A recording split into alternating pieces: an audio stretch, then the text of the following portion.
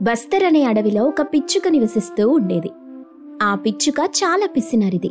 ఒకరోజు పిచ్చుక ఒక కొబ్బరికాయ తీసుకుని గుడికి వెళ్తూ ఉంది. దారిలో ఒక బిచ్చగాడైన కాకి ఎదురుపడి, అయ్యా, నాకు దానం చేసి పుణ్యం కట్టుకోండి అయ్యా. అయ్యా, ఏంటి ఇప్పుడు నీకు నేను దానం చేస్తే పుణ్యం వస్తుందా? అయినా నాకు నీ దగ్గర పుణ్యం కొనుక్కునే కర్మ పట్టలేదు. అదిగో అక్కడ చూసావా, నీకు పెద్ద గుడి కనిపిస్తుందా? అందులో ఉన్న దేవుడైతే 2 చేతులు జోడించి మొక్కుకుంటే చాలు, ఆయన ఉచితంగా పుణ్యం ఇచ్చేస్తాడు. అయ్యా, అలా అనకండయ్యా. బాగా ఆకలిగా ఉంది. తినడానికి ఏమైనా ఇవ్వండయ్యా. నన్నెందుకు విసిగిస్తున్నావు? వెళ్ళేదైనా పని చేసుకొని 4 డబ్బులు సంపాదించి నీ ఆకలి నువ్వే తీర్చుకో అంటూ పిచ్చుక కాకిని తిట్టింది. తరువాత పిచ్చుక గుడిలోకి వెళ్లి దేవుడిని మొక్కుతూ, దేవుడా, నాకే కష్టం రాకుండా చూడు. నేను చేసే వృత్తి ఆయుర్వేద వైద్యం. జనమంతా వైద్యానికి నా దగ్గరికే రావాలి. ప్రజలకి అప్పుడప్పుడు చిన్న చిన్న జబ్బులొస్తూ ఉండాలి. నా గల్లా పెట్టి నిండుతూ ఉండాలి స్వామి. ఇదిగో నీకోసమని 2 రూపాయలు పెట్టి కొబ్బరికాయ కొన్నాను అంటూ పిచ్చుక ఆ దేవుడిని ప్రార్థించి కొబ్బరికాయ కొట్టింది.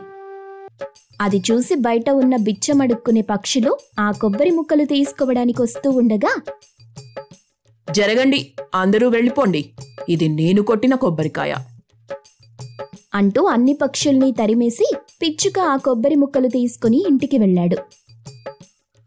ఇదిగో ఏమే, ఈ కొబ్బరి ముక్కలు ఎండలో ఎండబెట్టి తరువాత కొబ్బరి పొడి చెయ్యి. అయ్యో, మీకెన్నిసార్లు చెప్పినా కూడా మారరు కదా. దేవుడి దగ్గర కొట్టిన కొబ్బరికాయను అక్కడే ఎవరికో ఒకరికి దానం చేయమని చెప్పానుగా, అయినా కూడా మళ్ళీ ఇంటికి తీసుకొచ్చారు. ఏంటి, 2 రూపాయలు పెట్టి కొన్న కొబ్బరికాయను ఎవరికో దానం చేయమని చెప్తున్నావే? నీకేమర్థమవుతుంది? బయటికి వెళ్ళి రూపాయి సంపాదిస్తే తెలుస్తుంది. అవునవును, ఈయనగారు నన్నసలు ఇంట్లోనే పెట్టి పోషిస్తున్నారు. సర్లే, బయటికి వెళ్ళి 1 కిలో కోడి మాంసం తీసుకురండి. ఏంటి, కిలో కోడి మాంసం తీసుకురావాలా? ఎందుకు, ఏదైనా కార్యముందా ఇంట్లో? అలాంటిదేం లేదండి. మీ అన్నయ్య ఇంకా మీ వదిన గారు ఇంటికొస్తున్నారు, అందుకని తెమ్మని చెప్తున్నా.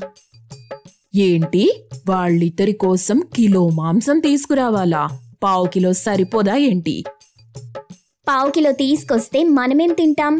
అసలే మీరు మాంసం తీసుకొచ్చి దాదాపు 2 సంవత్సరాలైంది. సరే సరేలే, తీసుకొస్తాను అంటూ చాలా నీరసంగా మాంసం కొట్టు వద్దకి వెళ్ళింది పిచ్చుక.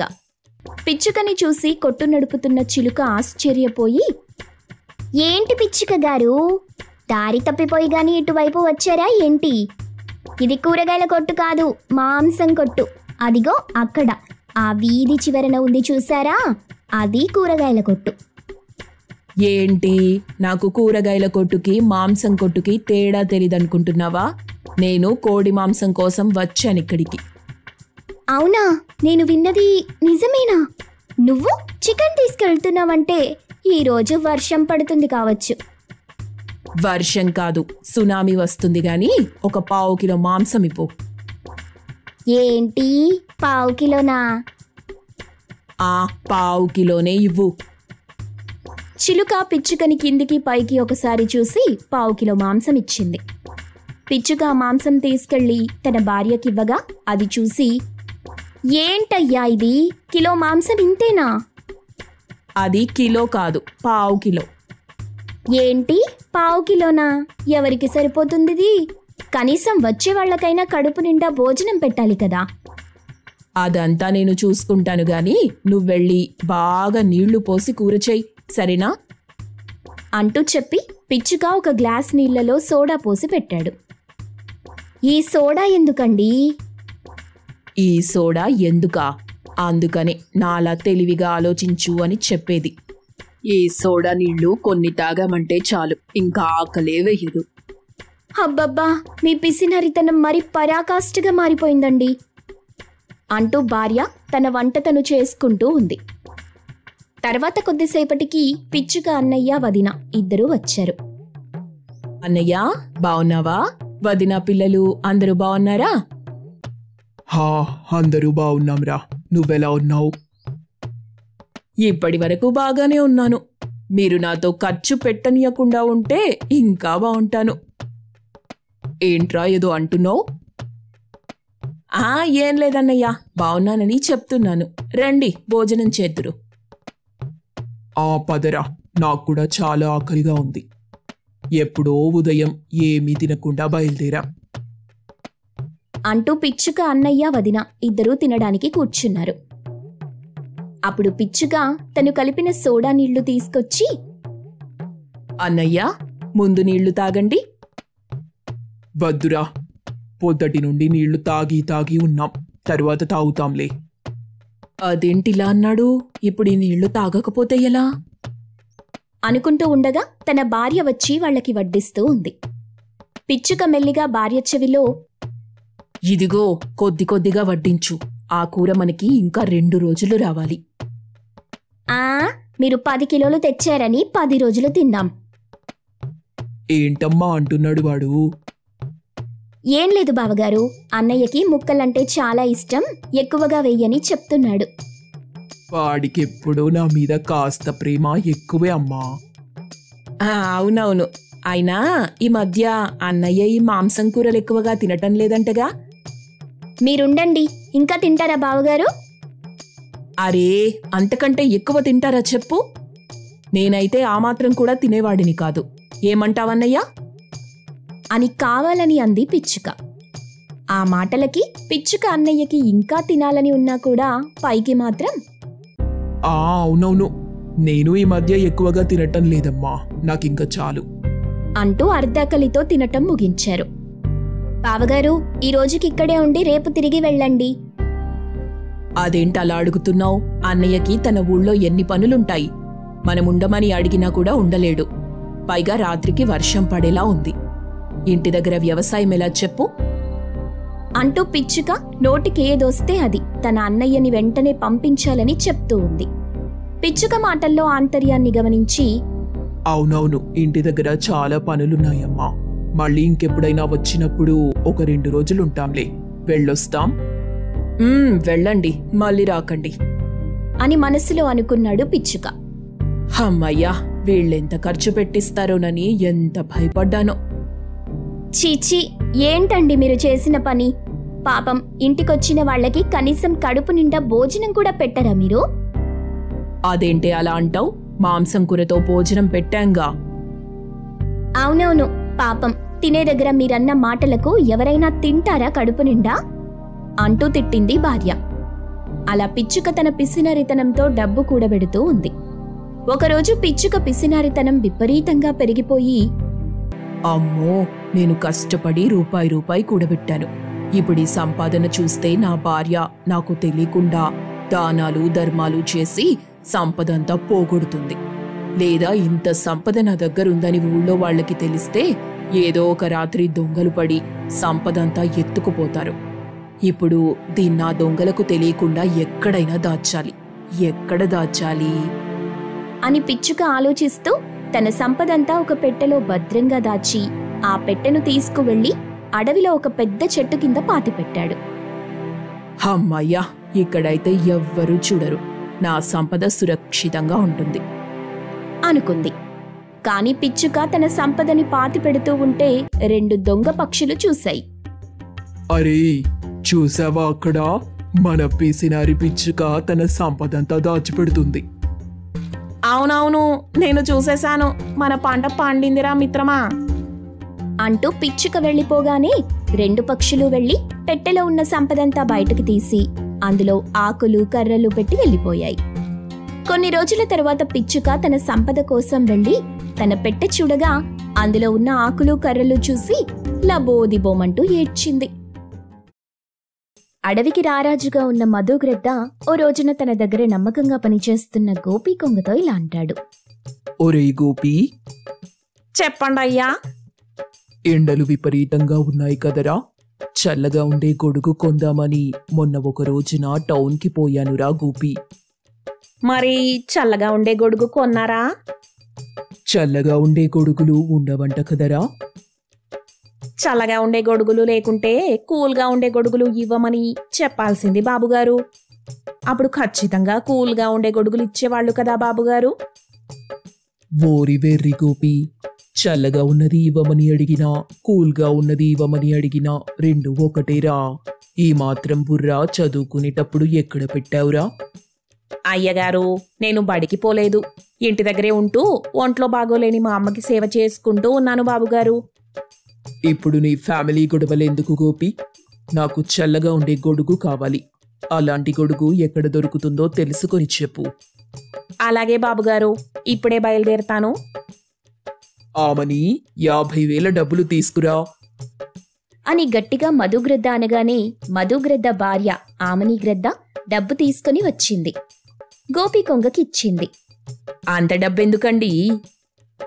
చల్లగా ఉండే గొడుగు కావాలి ఆమని. ఆ గొడుగును కొని తీసుకురావడానికి గోపి కొంగ వెళ్తున్నాడు. అందుకే ఇంత డబ్బిచ్చి పంపిస్తున్నాను. ఏవండి, చల్లగా ఉండే గొడుగు ఎక్కడా ఉండదు. అలాంటి గొడుగు ఎవరూ తయారు చేయలేదు. డబ్బు పోగొట్టుకోవడం తప్ప చల్లగా ఉండే గొడుగు దొరకదు. అలాంటి గొడుగును ఎవరూ అమ్మరు, అసలెవరూ తయారు చెయ్యరు. అలా అనకు ఆమని. నా అదృష్టం బాగుంటే కూల్గా ఉండే గొడుగు ఎవరో ఒకరు తయారు చేస్తుంటారు. ఏదో విధంగా చల్లని గొడుగు నా దగ్గరికి వస్తుంది. నేనెంత చెప్పినా మీరు వినరు. అయినా నేను చెప్పిన మాట ఏనాడు మీరు విన్నారు గనక ఈరోజు వినడానికి.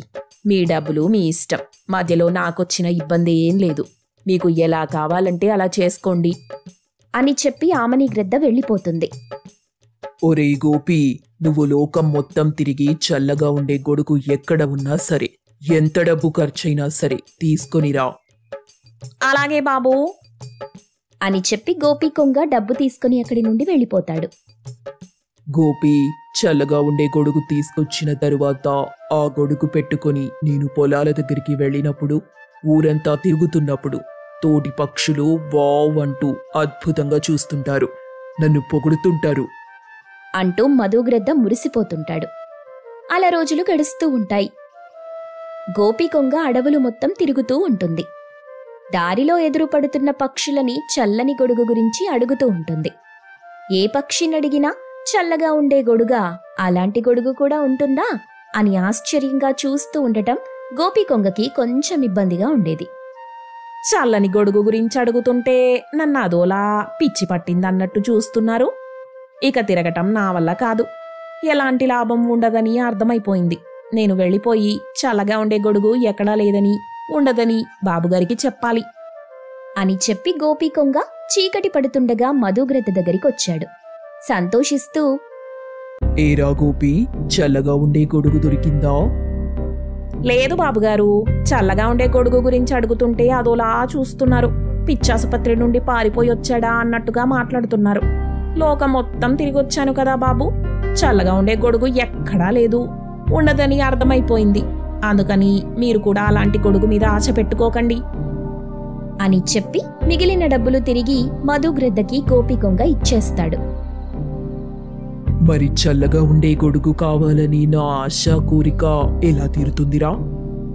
ఒకే ఒక మార్గం ఉంది బాబుగారు అని గోపి కొంగ చెప్పగానే మధుగ్రద్ద సంబరపడుతూ, ఏంటా మార్గం? చెప్పురా చెప్పు. మిమ్మల్ని నమ్ముకొని జీవిస్తున్న పక్షుల్ని పిలిచి చల్లగా ఉండే గొడుగును ఎవరు తయారు చేస్తారో వాళ్ళకి చాలా పెద్ద మొత్తంలో డబ్బులిస్తానని చెప్పండి. అలా చెప్తే డబ్బుల కోసం ఆశపడి ఎవరో ఒకరు చల్లగా ఉండే గొడుగు తయారు చేస్తారు కదా అని గోపి కొంగ చెప్పిన ఆలోచన మధుగ్రద్దకి బాగా నచ్చింది. మరింకా ఇక్కడే ఉన్నావేంట్రా? వెళ్ళి సంధ్యా పిచ్చుకని, సాగర్ కాకిని, పల్లవి పావురాన్ని, మాలిని చిలుకని కూడా పిలు. వెళ్ళు అని మధుగ్రద్ద చెప్పగానే గోపి కొంగ ఆలస్యం చేయకుండా అక్కడి నుండి బయలుదేరి ఒకే చోట ఇల్లులు కట్టుకుని జీవిస్తున్న పక్షుల దగ్గరికొచ్చాడు.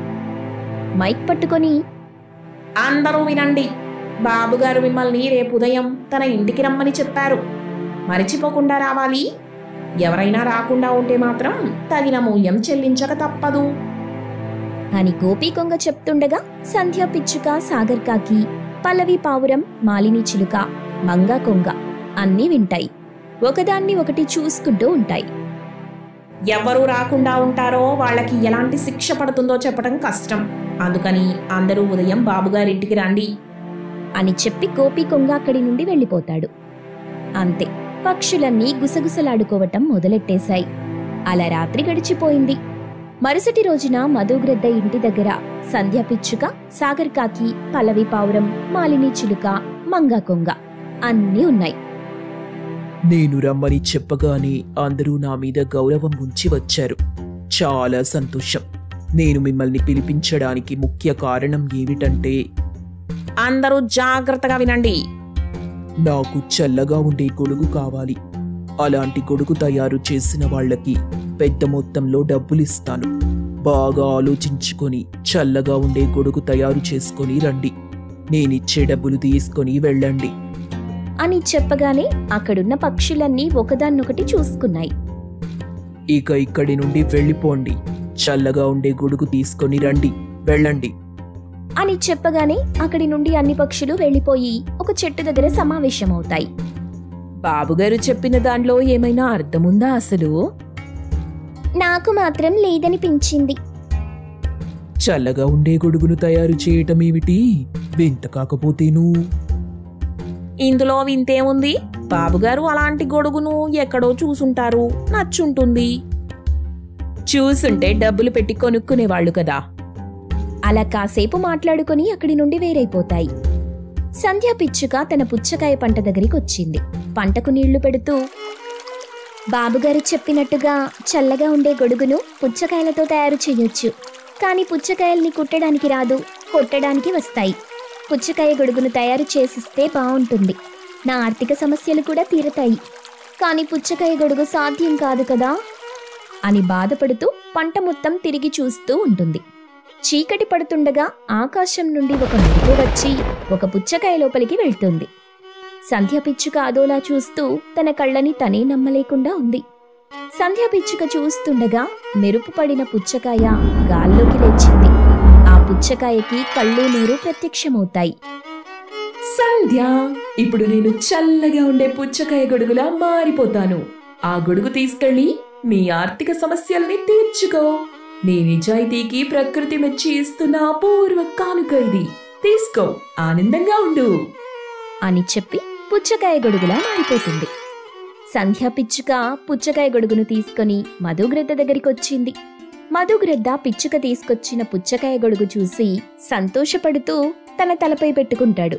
చాలా చల్లగా మంచులో ఉన్నట్టుగా ఉంటుంది. మధుగ్రద్ద మురిసిపోతాడు. వారే వా పిచ్చుక, నీ పుచ్చకాయ గొడుగు చాలా చల్లగా ఉంది.